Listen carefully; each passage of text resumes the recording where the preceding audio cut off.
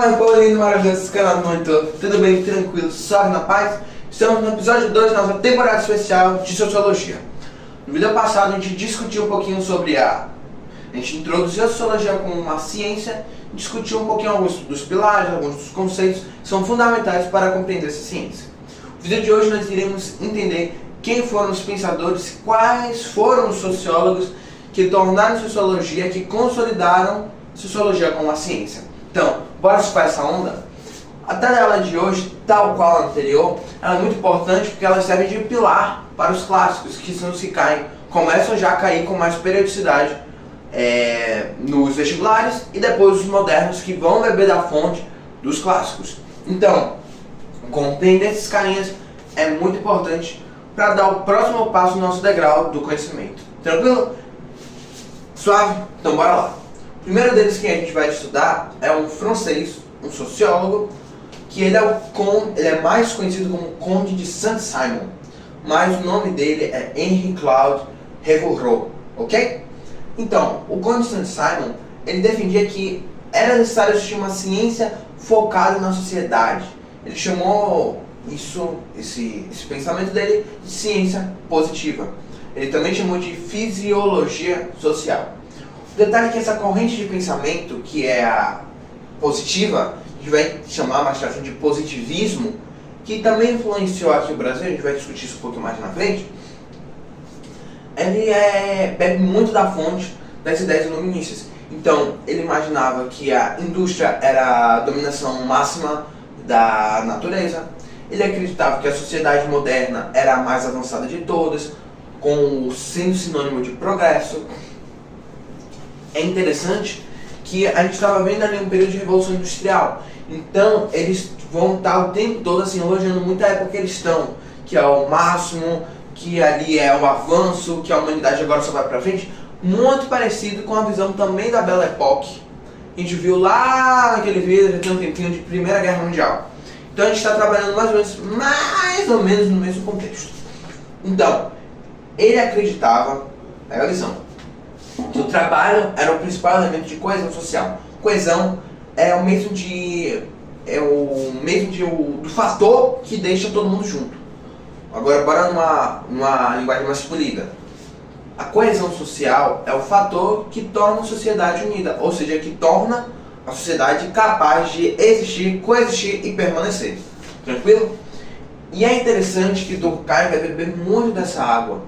E ele acreditava, ele foi um dos pensadores que vão começar a possibilitar imaginar alguma coisa do que hoje nós chamaríamos de socialismo utópico. Ele acreditava na divisão social do trabalho. Aqui eu botei um monte de diminuindo a frase, mas é divisão social do trabalho. Ou seja, ele acreditava que a sociedade era dividida, lembra? Coesão era o trabalho. Então ele acreditava que a sociedade era dividida em classes sociais a partir do trabalho. Então o trabalho era que dividia a sociedade em classes, que existiam classes que eram conflitantes entre si. Parece muito essa parte com o que Karl Marx irá nos dizer, na sua obra um pouquinho mais pra frente. Então, Saint-Simon, ele pavimentou para Auguste Comte. Auguste Comte, ele bebia dessa água do positivismo, então ele era uma espécie de discípulo de Saint-Simon, porque ele vai introduzir o positivismo, ele vai continuar com a ideia de positivismo, ideia de ordem, progresso. E tá onde isso?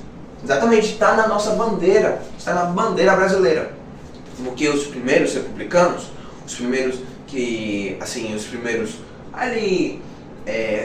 figuras que estavam na República e que propuseram a proclamação da República, que estavam ali toda, que na verdade foi um golpe, mas etc. Maratonando na história, a gente vai comentar um pouquinho, bem mais pra frente, muito mais pra frente, e vai estar comentando aí a proclamação da República também, já é um dos nossos planos. Então, o positivismo, essa ordem e progresso é muito interessante, ok? Então, Auguste Comte, ele vai compreender que, na verdade, a sociedade ela tem leis naturais. E essas leis naturais estão em toda a sociedade, etc. E o papel da sociologia é descobrir essas leis naturais. É como, sabe as leis da física? Pronto, vou pegar as leis de Newton. Imaginava que a sociedade também tinha leis. Se a gente compreendesse essa lei, a gente conseguiria trazer equilíbrio, ordem, progresso para a sociedade.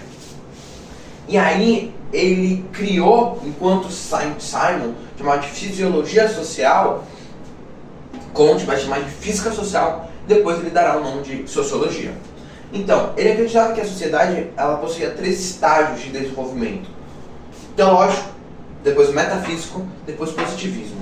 O teológico estaria tipo assim, lá para a Idade Antiga, tranquilo? De lá para trás. Metafísico seria mais ou menos o período da Idade Média. E o positivo, a Idade Moderna. Ou seja, já com a Revolução Francesa, já com a Revolução Industrial. Então, o teológico, lembra do conhecimento, dos tipos de conhecimento? Pronto.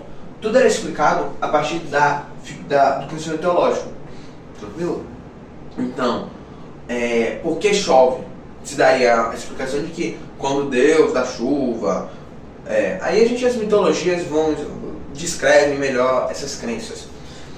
Quando Deus da chuva estava feliz, etc., tinha sacrifício do pessoal, etc., descia a chuva. Pronto. Essa era a fase da sociedade teológica. Agora, na Idade Média, a gente já começa assim, a desvincular um pouquinho, mas são assim, passadas muito vagas. Tipo assim, na metafísica a gente sabe que a chuva é a água que desce do céu, que cai do céu, e que a interpretação metafísica, no caso, e que não tem nenhuma relação com nenhuma divindade, ou se tem é pouco. É o período de transição entre o teológico e o positivo. Eu já começo a querer usar a razão, começar a tentar entender os porquês do de trás. Essa era a visão de Auguste Comte. E o positivo não, eu já entendo que a chuva é resultado do ciclo hidrológico, que é a água que evapora, que depois condensa, precipita, e esse seria o mais avançado de todos, seria o supimpa, para a visão de Auguste Comte. E por último, nós temos Herbert Spencer. Herbert Spencer vai ser um sociólogo que ele irá criar o darwinismo social. O darwinismo, a gente já sabe que está ali relacionado à seleção das espécies, etc. Que vai dizer o seguinte: as espécies mais desenvolvidas, mais adaptadas, mais avançadas sobrevivem. A gente tem a seleção natural, etc. Esse é o pensamento de Darwin. Top, é a evolução das espécies, blá blá blá. Pronto. Herbert Spencer vai pegar essa ideia do darwinismo e vai colocar na sociedade. Então ele vai dizer que existem raças, quer dizer, ele ainda não, um pouquinho mais pra frente, mas ele vai dizer que a sociedade, existem várias sociedades, que algumas avançam, outras não. Com isso, olha já o perigo, observe. E aí, tem a seleção natural, então as mais capacitadas, as mais avançadas vão dominar, etc, blá blá blá. Ele assim, realmente pavimentou a rodovia para as teorias raciais. E a gente tem que discutir sobre as teorias raciais. As teorias raciais vão nesse mesmo viés do darwinismo social, da superioridade das sociedades. Mas eles vão parar de chamar assim de sociedade e vão dar o nome de raça. Então, nós vamos ter um racismo científico. Ou seja, a gente vai classificar as raças como se isso fosse uma ciência. Primeiramente que raça, do jeito que eles abordam, não tem nem valor biológico, mas não vamos nem entrar nessa série. O racismo científico é essa ideia de que existem raças superiores e inferiores. Olha só o perigo. E aí vão ter uma série de pensadores, uma série de sociólogos que vão começar a estruturar alguns pensamentos. Por exemplo, a miscigenação é algo negativo, a mistura de raças. Essa é a visão dos teóricos raciais. Ok? Que não é bom, etc. Isso é bacana a gente estar comentando sobre isso. A gente vai ver mais pra frente, quando chegar nos sociólogos brasileiros, a gente vai ver que vai ter uma primeira fase que vai completamente embarcar a cabeça nessa questão das teorias raciais. Mas aí vinha uma nova geração que vai enxergar isso de uma forma diferente. Que a miscigenação sim é benéfica. E foi assim que surgiu o Brasil, o povo brasileiro que nós conhecemos hoje, uma riqueza cultural e social gigantesca. Mas isso é assunto para outra teleaula. Então, vão ter pensadores que vão falar sobre a eugenia, que é você selecionar a reprodução de indivíduos de raças diferentes para tentar ter uma raça superior, ou seja, de uma política que assim, é baseada na eugenia. Vou dar aqui um exemplo. Por exemplo, proibição de casamento entre negros e brancos. É uma política que assim, completamente é baseada na eugenia, nessa ideia do racismo científico, nessa ideia da superioridade das raças. Tem até mesmo um sociólogo que vai dizer que as raças, tem algumas raças que estão mais condicionadas para a criminalidade. E aí a gente pode fazer um estudo de caso interessante, porque eles têm, as gerações mais antigas vão conseguir, tipo assim, viajar no tempo bastante, tipo assim, início do século XX, final do século XIX. Existia muito, por exemplo, o estereótipo, e a gente vê isso em livros, em artes, etc., de que, por exemplo, o negro, o africano, o escravizado, tô falando aqui no Brasil, mas também lá fora, também na Europa, etc., era a pessoa perigosa, você não podia chegar perto, que era bárbaro, era mais violento. Olha só a viagem, o perigo que foram as teorias raciais. E o interessante da gente estar discutindo isso é que elas fizeram uma lavagem cerebral por séculos na sociedade. Por quê? Porque políticas como o embranquecimento do Brasil, ou seja, políticas públicas para trazer, diversas políticas públicas na verdade foram baseadas nessas ideias raciais. Então, trazer brancos europeus, a gente vai ver a grande massa de imigrantes europeus, italianos, vindo para cá para tentar embranquecer, tornar mais superior a sociedade brasileira, porque ela era muito mestiça, tinha muita mistura de negros com brancos, com indígenas. Olha só o perigo. E a gente vai ver que o Brasil por muito tempo assim, absorveu essa concepção, e o racismo que nós temos hoje, grandes mazelas sociais, desigualdade social, todas elas foram promovidas de um período que precisava de justificativas para a violência que era empregada. Que a gente vai ver que isso vai surgir no período de imperialismo, no período de pós-colonização, no período do pacto colonial fortíssimo. Então as metrópoles, a Europa precisava de justificativas para a dominação, para os massacres, para a violência, para, por exemplo, fazer apartheid.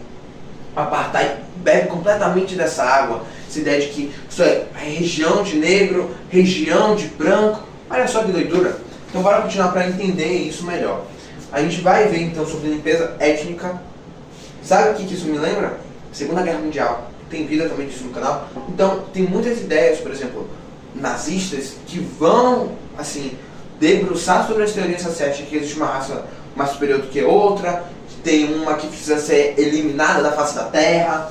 A gente vai ver então diversos preconceitos enraizados e agora com justificativas aparentemente científicas, que elas eram intituladas como científicas, ou seja, elas eram inegáveis, elas assim, argumentos assim, completamente falaciosos que baseavam as teorias raciais.